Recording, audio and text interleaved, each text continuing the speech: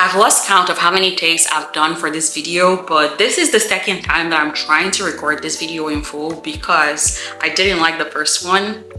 I'm really hoping this is the last time I have to do this, but it is the end of May and I have succeeded in reading all the books that I had picked out for the Asian Readathon.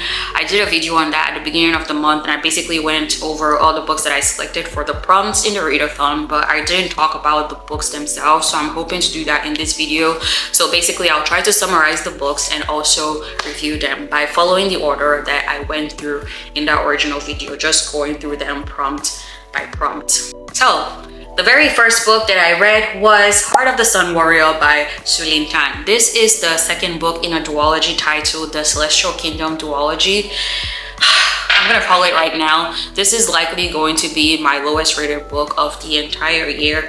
And I feel like it's necessary for me to say that because I practice the art of the DNF. So if I'm not enjoying something, I stop reading it, which means if I do finish reading something, for the most part, I'm probably going to rate it between a 3 and a 5. I rated this a 2.5 when I was done reading it. And I even thought I was rating it too harshly. So I took it through the Kapal system. And even with the Kapal rating system, it was still a 2.75. So still less than a 3. If I'm reading something and it feels less than a 3, that is my cue that I am not enjoying it and I need to drop it. The only reason I finished listening to this was because I was listening to it and not really reading it and taking time out of my day that I could be using for something else to read it. But I was basically listening to it while I was doing other things, multitasking, and I figured since I'm not really losing time out of my day to listen to this, I might as well just see it through and it will give me a chance to talk about it in this video as well. But what is the book about even in the first place? So Daughter of the Moon Goddess, the very first book, was promoted as a retelling of the Chinese myth of the moon goddess Chang'e. And in the first book, we basically had the moon goddess and her daughter, the protagonist of the story, living on the moon.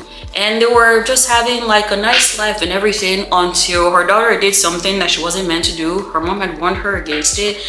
Unknowingly to her, that thing that she did had dire consequences when she finds out that her mom basically committed a crime and got banished to the moon by the Celestial Kingdom as a result of this thing. But what was seen as a crime by the Celestial Kingdom wasn't a crime that her mother really committed. So she was trying to gain her mom's freedom in the first book. And I enjoyed the first book decently enough to at least be interested in picking up the second one. But personally, I think the series would have fared much better had they just tacked on a couple more chapters to that first book and wrap things up nicely. I think I rated the first book like 3 stars, maybe even 3.5. It was okay.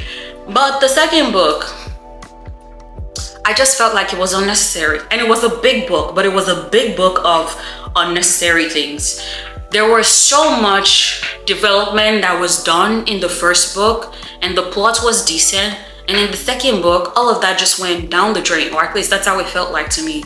There were just so many things that shouldn't have happened there, and a lot of things I was questioning, like, why is this here? How does this even play a part in the plot? At the end of the series, there was this villain that suddenly made an appearance, and I'm like, what? Why is this person here? Like, how does that even matter to the plot of the entire series? I did not enjoy it at all, which was why I rated it so lowly. And even though I'm saying all this terrible things about this book, I don't think that it was a completely terrible book. There were parts of it that I think were well done, like the atmosphere and the writing. The atmosphere was really, really well done. The atmosphere and the writing, I think, were the two parts that I rated most highly in the Kapal rating system for the book. So the atmosphere it had, because it's a fantasy series, it has like that Chinese myth retelling aspect to it, so it had that mood and vibe to it that was just very, very enjoyable to read. It was described really well and you could just imagine yourself in that atmosphere or in that place as it was written about in the book. Same thing for the writing. It had this almost lyrical quality to it that made it very easy to read, but it also worked really, really well for the genre of the series. So those things were not bad, and the first book itself was not bad, but the second book, I just think it derailed so much from the enjoyable aspects of the first book, and the series would have probably done better if it was wrapped up after adding a couple pages or something to the first book, like I said earlier. But yeah, I did not enjoy this book at all, and I rated it 2.5 stars. So that was Daughter of the Moon. No, that was Heart of the Sun Warrior. I'm sorry to mix them up, but yeah, that was the first book I read as part of the readathon. The second book I read is actually a webtoon series titled The Broken Ring, This Marriage Will Fail Anyway. And I love the premise of this series so much. I started reading it when it first came out in 2022, but I stopped keeping up with updates somewhere along the way. So I just started it all over again during the readathon, and it reminded me why I loved this series so much. So the premise, it has like a past lives reincarnation kind of setting, and stories that have that kind of premise with like ill-fated lovers or like star-crossed lovers, I eat them up every single time. All you have to tell me is that that is the plot of a story, and I am automatically in. I don't care how good or bad it is. I'm going to at least give it a try because I just love that plot and setting so much. But then this webtoon also has the fact that you have very beautifully drawn characters. I was just automatically in. If you are someone who reads webtoons a lot and you follow a lot of like social media about them, you have definitely seen the male lead in this webtoon, Carcel Escalante. I hope I'm saying that correctly, but that man, he's so fine. But I haven't even told you what this is about. So on the surface, you have Carcel and Inez, who are two members of high-ranking noble families in this Spanish nobility setting. So the setting of the webtoon is Spanish nobility, and I thought that was actually very beautifully done. So they've been betrothed to each other since they were kids, and the reason that they're betrothed to each other was because Inez basically picked out Carcel. Inez is the female lead, Carcel is the male lead. She picked out Carcel when she was younger, and she said, I want to marry you. And everyone just went along with it, and they were betrothed to each other since they were young, and they got married to each other on the surface. When you start reading more, you find out that Inez is actually on her third life. It reads like reincarnation when you start reading it, but the more that I read, it actually feels more like a regression, because she wasn't dying and then starting her life all over again. She was regressing to very specific points, but also different points in her life. So she's on her third life. The very first time she died, she had been married to the crown prince, but that marriage ended so terribly that she ended up killing herself. This is kind of a spoiler, but you find out a lot of these things in the first couple of chapters. I'm just gonna put a tag in case you don't want to hear that. But she kills herself, and when she wakes up again, she is 17 years old, right before she had to marry the crown prince. So that's her second life. Her second life, she decides to live life a little bit differently. She doesn't marry the crown prince, but she marries someone else. Things end up happening. She kills herself again. And this time when she wakes up in her third life, she wakes up as a 7-year-old. So my interpretation of her regression is that she's returning to a time where she most regretted something, and she's hoping she can go back to a time where she can make different choices and change the way that she lived. So you have all of that going on in the series, and you see people in all of her lives that she's randomly remembering that were in certain places, and she's like, why were you there? Why were you there?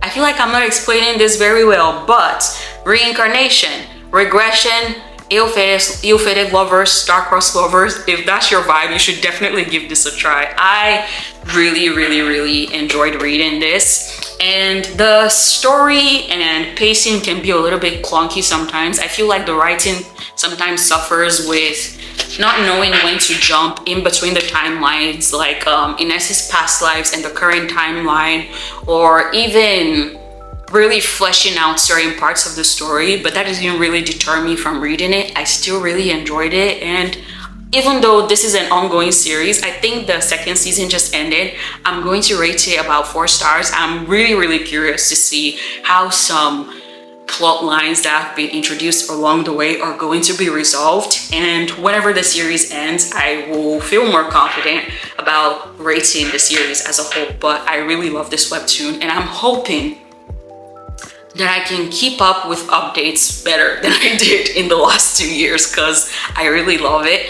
But what I'm going to try to do is make a list of the webtoons that I want to follow, even if I can't read them weekly as they get updated, maybe monthly, so I'm not waiting until they have like 20 chapters out and it becomes just hard for me to keep up with them. So yes, I'm going to try my best to keep up with this one so that when it gets finished, I can give my review of it. Or maybe I'm going to look for the novel, because this has a web novel as well that I can read. So if I have the time, I might go ahead and read it. I am curious enough to actually do that. But that was The Broken Ring.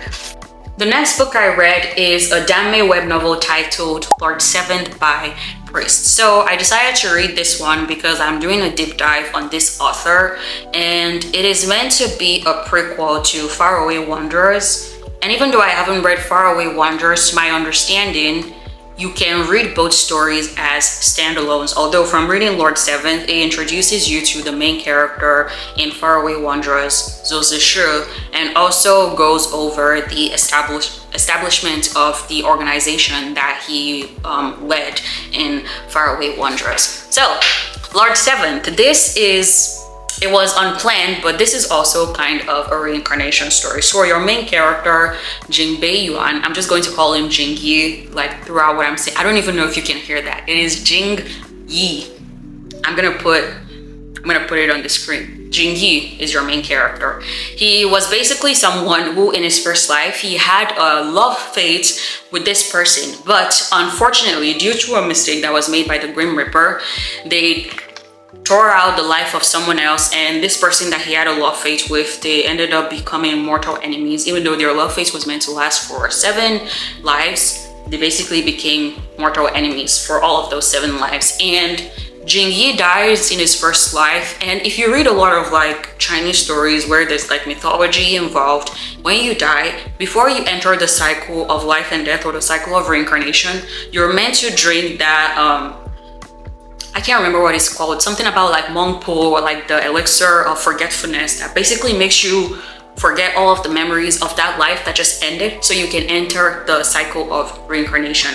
But stubbornly, our main character decided not to forget any of those memories and keep entering the cycle of reincarnation in hopes that he was going to meet this person that he was fated to love in his first life. But just because you enter the cycle of reincarnation doesn't mean that you're going to be reborn as a human being in all of your other lives as you're reincarnated, or even if you're reincarnated as a human being, there is no guarantee that you're going to meet the person that you're trying to meet. And the first chapter of the novel basically goes through all of this. In every single one of his reincarnations, the 2nd through the 6th, he was reincarnated as like a flying insect that got killed, a flower that withered and died, a fox that got skinned as 4, and just very random things that ended up dying. So in all of his reincarnations, he didn't reincarnate as a human being until his 7th life, because the Grim Reaper that screwed up his fate in his first life felt so guilty about what he did. He decided to give up all of his cultivation so that Jing Yi could be reincarnated in his 7th life as a human being. But not just that, he was reincarnated in his 7th life as a human being, but he also went back in time to his first life. I hope that made sense. So basically, in his 7th life, he is reincarnated as Jing Yi, but there's also a time reversal here because he's reincarnated in his 7th life, but also went back to his first life. And you read that first chapter, I was like, wow, this is so intriguing. I can't wait to see how the story goes. And I just thought it was going to be like a really nice romantic story with him and this person he was fated to love, frolicking through the gardens or trees, whatever it is they're frolicking through, and realizing how much they love each other, and they eventually find each other and just fall in love and live happily ever after. No, that is not what happens in this book at all. This is court politics and political intrigue to the max. There were too many characters and there was so much going on, as is usually the case for Priest. Oh my god. there was a lot going on. The person that actually translated the novel tried to do a glossary for the novel, and I started counting. There was definitely more than 50 characters in this novel, so it was hard to keep track of all the names. I'm going to scroll through the glossary that this person created so you can see just how long it was. But the intrigue was intriguing. There was a lot going on in the novel. I did enjoy it, but that was not what I expected from reading the first chapter. But Pris she excels in writing plots like this, I think, with just a lot of, where she has done like a lot of research on like politics and like just strife. It was, yeah, I don't know what else to say about it, but the one thing that really stood out to me is just because I've watched a lot of political dramas, either Chinese or Korean and stuff like that, and where they have to deal with someone trying to become the crown prince or become this ruler in this empire or whatnot. All the killing that usually happens in stories like that is just so terrible. Either it's in between the people that are actually fighting to become the ruler, or even just innocent people that get caught in the crosshairs of all of the strife that's going on. It is so terrible to read. And honestly, there were parts of the story that made me choke up, like, why is this even necessary? Like, why are people so obsessed with the idea of power? It is a book that makes you realize that there is just so much to be sad about in life, and you have to choose your joy, choose your happiness, basically. If you do not want to be caught up in things like that, then try your best to just stay out of some people's way and just make sure that you live a life that you can end up appreciating and not regretting at the end of the day. But yeah, that part of the story was so hard to read, although I still really enjoyed it. If there was anything else that I had to complain about, I would say that the romantic aspects of Pris stories tend to be very subtle, and seeing as this is Dame, I do wish that they were a little bit more fleshed out. That is the only complaint that I have about the book, but otherwise I would rate it like 4 stars. I really enjoyed it, but yeah, there were parts of it that were really hard to read because all of that fighting and the death and everything just felt unnecessary, but I really enjoyed it. I don't even think I talked about it well, as usual, but whatever. Moving on to the next book. The next book I read was A Magic Steeped in Poison. And I do have a physical book for this one, although I ended up doing a hybrid of reading and listening to it. I mostly listened to it because I had an audiobook for this one as well. And the narrator for the audiobook actually did an excellent job. One of the things that I noticed in her narration was the fact that she pronounced all the Chinese names in the book perfectly. And oh my god, that was like honey to my ears. If you listen to audiobooks, you've probably run into situations where you pronounce something in your head and then the narrator comes and just says it completely differently. It is so annoying because you have to listen to that for the rest of the book, and because I didn't have to deal with that at all in this book, it was very satisfying. But the writing, similar to Heart of the Sun Warrior, also flowed really well, and the narrator spacing was amazing, great. I'm actually going to rate her narration 5 stars. I really enjoyed her narration, and the writing definitely helped with that, so that was awesome. And although I hate to compare, I'm going to pit this book against Heart of the Sun Warrior. I feel like it excelled at everything the Heart of the Sun Warrior failed at. It had a female protagonist similar to Heart of the Sun Warrior, and the plot that I think what I would have expected the plot to do in Heart of the Sun Warrior was basically what was done here. And I tried summarizing the plot for myself in the first video of this that I did not excel at it, so I'm just going to read the summary from the book. For Ning, the only thing worse than losing her mother is knowing that it's her own fault. She was the one who unknowingly brewed the poison tea that killed her mother, the poison tea that now threatens to take her sister's life. Shu. When Ning hears of a competition to find the kingdom's greatest Shu, masters of the ancient and magical art of tea making, she travels to the imperial city to compete. The winner will receive a favor from the princess, which may be Ning's only chance to save her sister's life. But between the backstabbing competitors, the bloody court politics, and a mysterious and handsome boy with a shocking secret, Ning might also Ning might actually be the one in more danger. So in this book, it is based on people who are Shu masters, and Shu is the magical art of tea making. Somewhere along the way, someone started going around and poisoning tea leaves. So when you brew the tea, even though you don't know that the poison is there, if you drink that tea, you're going to die. So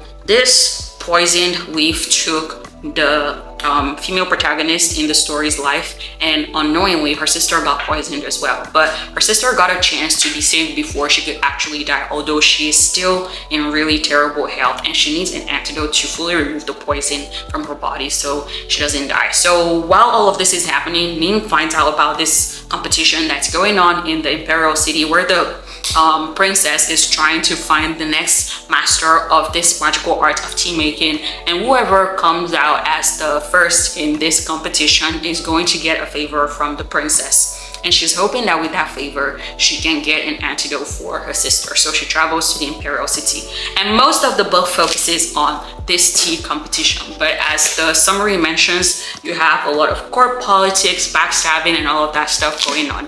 And I like that the book mostly focused on that. There is like a little bit of a romantic aspect to the story, but the story doesn't necessarily focus on that. It is so subtle, but I like how subtle it was because it worked for the way the story was told in this first book. And I guess I'm curious to see how the rest, I think this is a duology as well. I'm curious to see how the story is going to end. I'm really keeping my fingers crossed. I hope it doesn't suffer from the plots going downhill the same way the Heart of the Sun Warrior did, because the author did an excellent job in this one. And even for the romantic plot, you didn't have like your standard rich guy and poor girl fall in love with each other like you usually do in YA romance stories like this one. Both of them were equally like outcasts and just people who didn't feel like they fit in a lot of in society. So there were just like a bunch of outcasts that related to each other on very many levels, and I really like that about how they connected with each other. So it made the way they spoke with each other and the way they connected or communicated with each other, it made it feel more real and genuine. It made it feel more realistic, more believable. And even a lot of their interactions with each other, they didn't just automatically fall in love with each other. There was a lot of them questioning each other and just not immediately trusting each other that I really enjoyed. It just felt very, very realistic, even though the romantic plot was still very subtle. So I really, really enjoyed this book. Of all the fantasy YA that I've read this year, I'm going to say this one was my favorite because it just delivered and did exactly what I like for my fantasy YA to do. So I'm going to rate that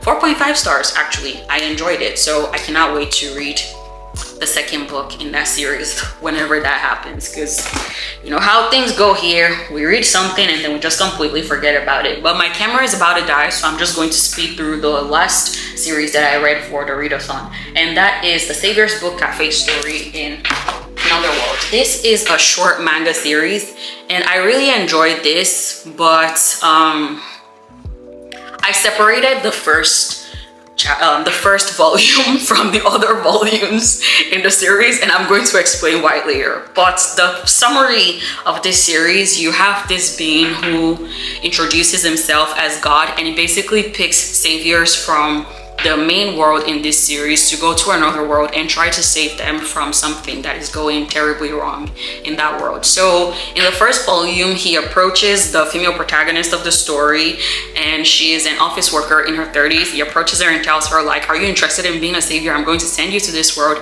And she's like, no, I have set up a life for myself that I'm very comfortable with here, and I do not want to go somewhere where there is no guarantee of how I'm going to fare and become a savior. Like, why would you think I want to say yes to something like that? And this man basically tells her like, you cannot say no. I've already asked you and I've already chosen you, so you have to go. In my head, I'm just thinking, why did you make it seem like she had a choice if you were just going to tell her that she has no choice? But whatever, that's besides the point. He gives her the option to request a bunch of things to set up herself in this new world. So our female main character, I can't even remember her name, Sukina. Sukina decides to request having like a book cafe and just basically fly under the radar when she gets to this place. She doesn't want them to know that she's the savior, and she doesn't want to do anything unless she has to. So she's basically just going there to live out her dreams. And I'm like, girl, we are on the same wavelength. I'm in love with you already. So I think that was why I enjoyed the first volume so much. She gets to this new world, she sets up a book cafe, and she's just living a life pretty much separate from everything that is going on in this world. There's a soldier that becomes a frequent customer at a book cafe. They start developing feelings for each other. What kind of fantasy is this that I've walked into? It's basically like I wrote the story myself, and for that reason I just inserted myself into the story so much, and I just stopped on that thread and wanted it to keep following that thread of her just moving to this new world and falling in love, having a book cafe, and life is just all roses and sunshine. But that is not what happened. The reason that I'm separating this volume from the other volumes in the series is because this first volume focuses on Sukina getting to this new world, setting up her book cafe, and most of her interactions with this soldier that was a customer at the book cafe. And I love that. I will rate this first volume 5 stars. In fact, based on what I enjoyed most in the plot of the entire series, I think that this can be read as a one-shot if you don't focus on the last couple of chapters in the back of the volume that starts to introduce what happens in all the other volumes of the series. If you read this as a one-shot, it is a 5-star for me. And that's how I've decided to separate it from the rest of the series. But the rest of the series basically starts to go into what is actually happening in this world that Sukina was transmigrated to and why it needs a savior, which makes sense because she's meant to be going there to be a savior. We can't just forget that and focus on the fact that she's now has a book cafe and she's falling in love with someone else. But that's what I chose to focus on, and for that reason I did not enjoy the rest of the series as much. Not because it was badly written, but because I just picked out a completely different focus for the series, and once the series started to focus on something else, I lost a little bit of interest in it. I'm going to rate the rest of the series like a 3 or a 3.5. That is just a personal rating because of all those things that I already explained. But all in all, I think this is a nice, cozy series. The 5th volume did a good job of trying to tie the entire story together and reminding me what the focus or the aim of the story was. And I'm like, yeah, I was a little bit bitter about the fact that it wasn't just romantic all the way through, but yes, that was the aim of the story. Let's remind ourselves of that. But regardless, I'm still going to rate the rest of it 3.5 and this first volume 5 stars, because at the end of the day, the rating depends on how I enjoyed it, and that's how I enjoyed it. So that was the last series that I read for the Asian Readathon. I would still definitely recommend this. I just thought I should share that just in case you share the same thoughts as I do. But I'm curious to know if you were able to participate in the Asian Readathon. Did you read all of the books that you picked out? If you did, I would like to hear more about them in the comments. But here's to hoping that this video actually worked out and I didn't just ramble my way through and find out that I have to do this again. But whatever day you find yourself watching this, make it a great one, and I will see you in my next video. Bye.